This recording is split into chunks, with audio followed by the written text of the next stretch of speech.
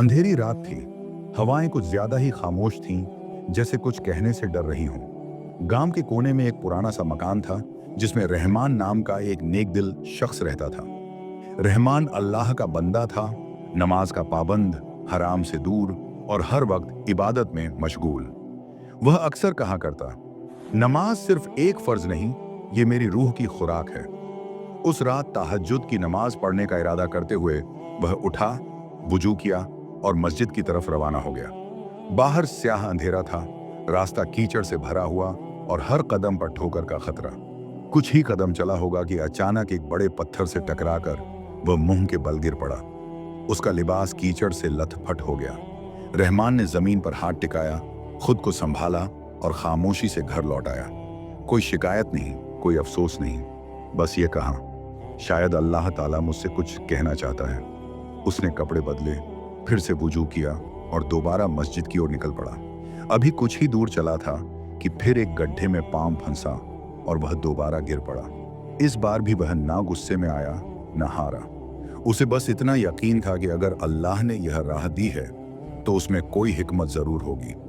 इस बार वह थोड़ा मुस्कुराया और कहा, या रब, मैं तेरी राह में गिर भी जाऊं तो भी ये इबादत ना छोड़ूंगा।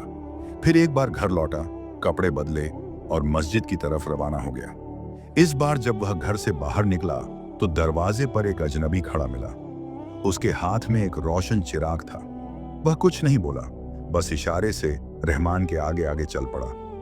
रहमान ने सोचा, शायद कोई नेक बंदा है जो मेरी मदद के लिए भेजा गया है। चिराग की रोशनी में अब रास्ता साफ दिख रहा था। रहमान अब आराम से मस्जिद तक पहुंच गया। ना कोई ठोकर, ना कोई रुकावट। मस्जिद के दरवाजे पर पहुंचते ही वह अजनबी शख्स रुक गया।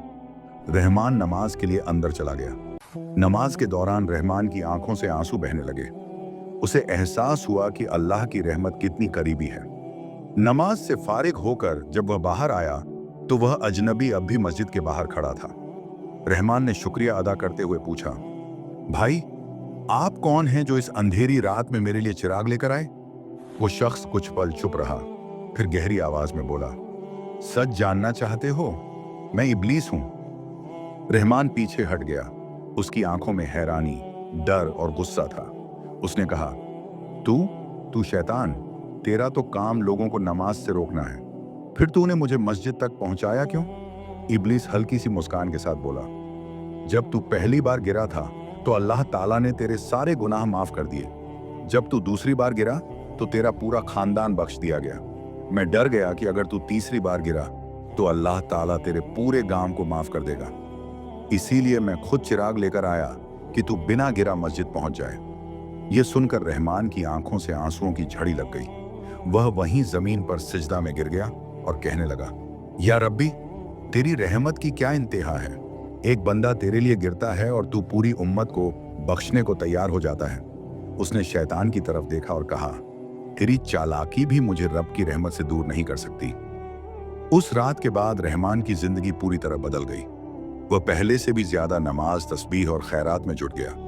गांव वाले जब यह किस्सा सुनते तो उनकी आंखें भर आती। लोगों ने रहमान को अब नूर वाला बंदा कहकर पुकारना शुरू कर दिया। गांव में अब मस्जिद में भीड़ बढ़ने लगी। लोग जान चुके थे कि सिर्फ एक इरादा, एक कोशिश और अल्लाह के नाम पर गिरना भी सवाब बन जाता है। इबादत अब बोझ नहीं रही, बल्कि सबके लिए रूह की राहत बन गई। इस कहानी से हमें यह सीखने को मिलता है कि अल्लाह ताला की रहमत हर ठोकर के पीछे छुपी होती है। कभी कभी जो मुसीबत हमें रोकती दिखती है, वही हमें बख्शिश की तरफ ले जाती है। और जब इंसान सच्चे दिल से अल्लाह की तरफ बढ़ता है तो खुद शैतान भी उसकी रहमत से डरने लगता है।